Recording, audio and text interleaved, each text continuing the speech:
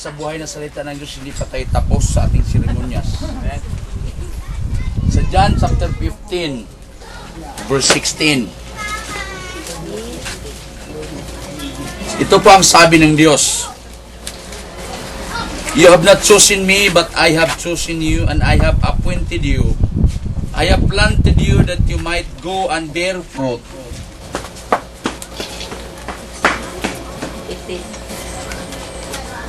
And keep on bearing, and that your fruit may be lasting, that it may remain abide, so that whatever you ask the Father in my name, as a presenting all that I am, He may give it to you. So, ito yung pinakabagay na sinabi ng Diyos na hindi niyo kagustuhan maging pastor. Kahit buksan nyo pa sa inyong mga bokabularyo, walang nakaguhit doon na I will become a preacher o maging mangangaral ako. Amen. Kaya kinakabahan kayo, wala kayong gana para ring napipilitan. Bakit hindi nyo kagustuhan? Even though myself, it is not really my choice to be of what I am today. Wala sa guhit ng aking bokabularyo na aking maging pastor. Pero sabi ng Diyos, na you have not chosen me, but I have chosen you and ordained you. Ino-ordain ka na ng Diyos bago pa tayo nilikha ng Diyos sa bahay bata ng ating ina. Ang purpose nito, na bago po kayo at ako mamamatay, magkaroon po tayo ng bunga. Kung ikaw ay naging Kristiyano at binago ng Diyos, na ang mangyayari, mayroon din magbagong buhay dahil sa iyo bilang isang bunga ninyo. Kasi ang sabi ng Bible, ang mamumunga ay kanyang lilinisan upang mamunga ng marami. Pero yung hindi mamunga, puputulin niya. At ang ating makita ngayon na kayo ay nandirito sa church na ito bilang isang anak ng Diyos dahil namumunga. Pero pag sa panahon na ikaw ay hindi mamumunga, maaring mapuputol ang inyong layunin, mapuputol ang inyong ugnayan, at mawala po kayo sa tunay na landas at landas bilang isang nasa kaliwanagan ng ating Diyos. So ngayon, sa ating buhay, ang sabi niya, ang ating amang nasa langit ay naghahanda.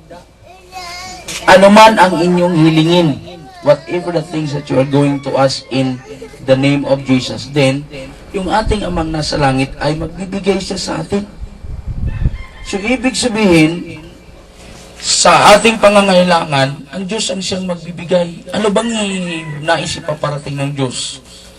Mga kapatid, sa inyong pag-present sa hapon po ito, hindi po papareho-pareho yung inyong grado. Meron nakakuha ng mataas, medyo mataas-taas, meron ding mataas.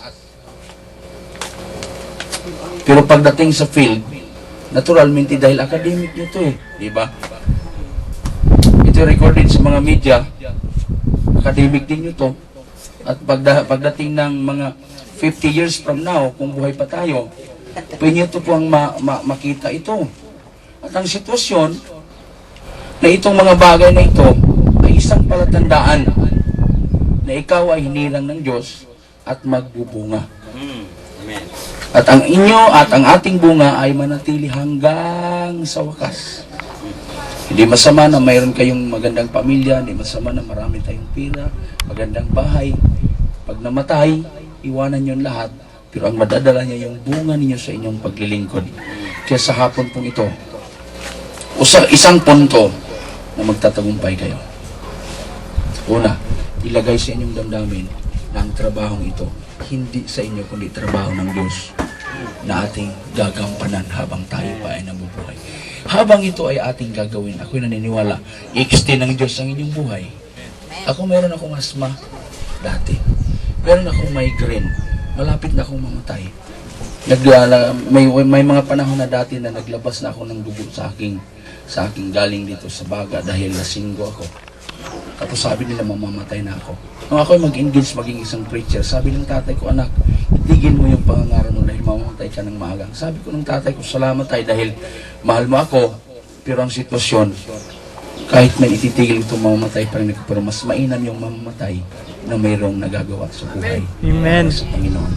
So, ito mga kapatid, dito ko tatapusin. Pangalawa, na pag kayo ay nagkaroon na ng kaalaman, palagi kang mananatiling mapanalanginin. Tama ba? Mapanalanginin. Early in the morning, you just bow down before God and say, Lord, I might send me, or ipapadala mo ako. At Lord, mahal kita. Bakit?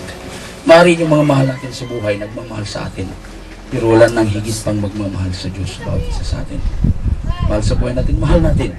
Pero ang isa lang bagay na ang mamahalin natin ng Diyos, pagpapalain tayo ng Diyos. At kung pagdating sa kamatayan, Diyos ang ating makapiling. Kaya sa hapon po ito, pangatlo, dapat inyong maunawaan na ang lahat ng kaloob na ibinigay sa inyo ng Diyos, hindi nyo pa naunawaan yan ngayon, pero kaming nakikinig, alam na namin ang inyong tinatawag kaloob ng Diyos ang binigay, at ang isang bagay na kung saan kayo magtatagumpay.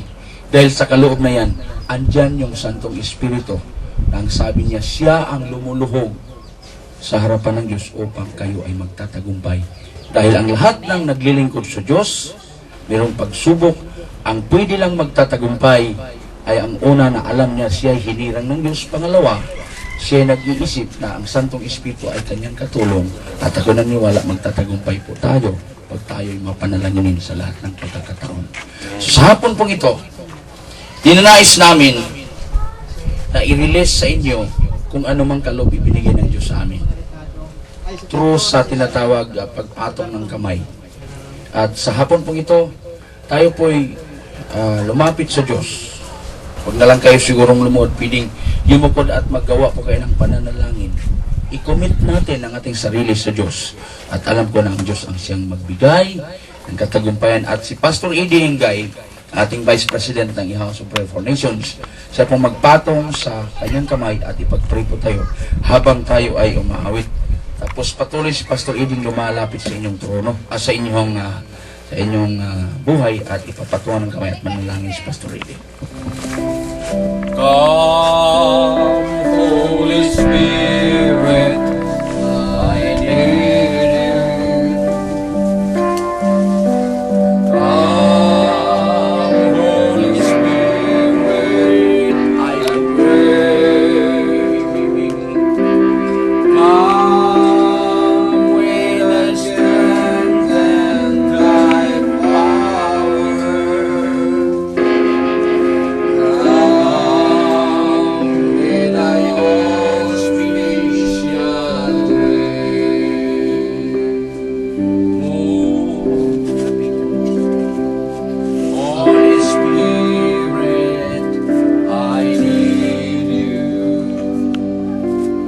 Habang patuloy tayong aawit, si Pastor Eddie magpipray sa inyong bawat isa sa inyo.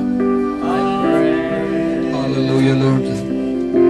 Panginoong Diyos, na makaipangyarihan sa lahat.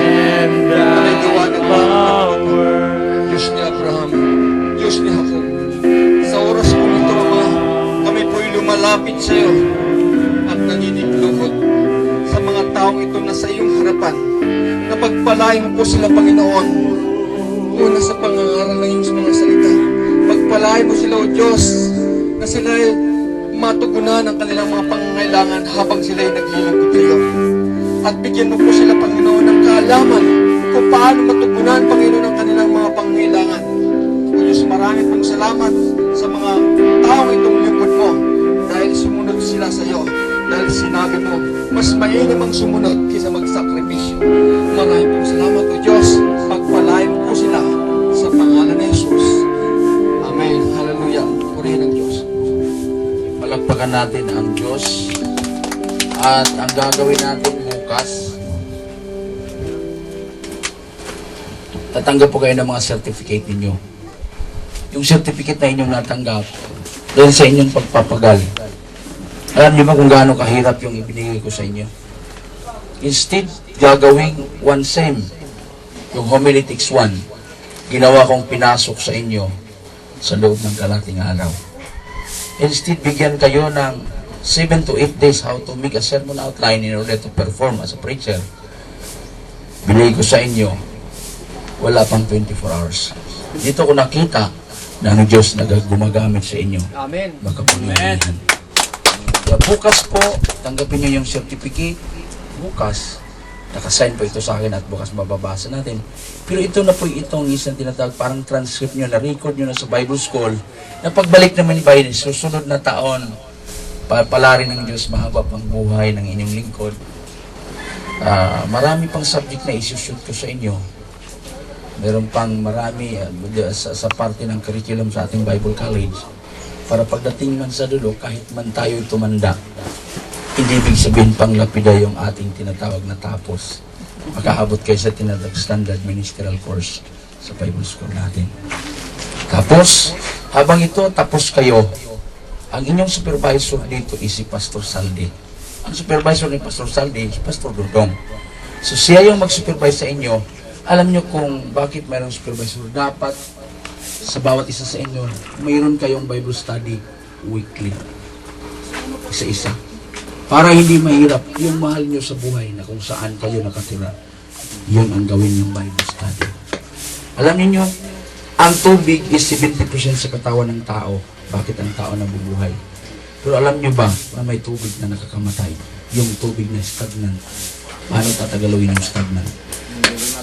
Yung hindi gumagalaw. Buhay Kristiyano, yung ability nyo, pag hindi niyo gagamitin, maging judgmental kayo at maging critical kayo, nakakasira sa inyo ang kaalaman pag hindi niyo gagamitin. So, ulitin ko na si Pastor Sali, inyong supervisor, magre-report kayo sa kanya na mayroon kayong Bible study hanggang sa mabautismuhan ng inyong Bible study. Tapos by next year, pag ang inyong bawat isa sa inyo mayroon kayong nagawa bilang inyong internship sa inyo, ay inyong natutunan sa sunod na taon, ang bawat isa sa inyo, i-allow ko kayo na pwede kayong magdadala sa tinawag ministerial license galing sa House of Prayer na ang ating licensing si Pastor Eli by next year. So, nakita siguro nyo, mayroon, yung ID mo, Pastor, nakita mo ba? Pastor John, pakita na ba yung ID mo? Wala dito? ID, ikaw, Pastor Sali, wala dyan. Ganito.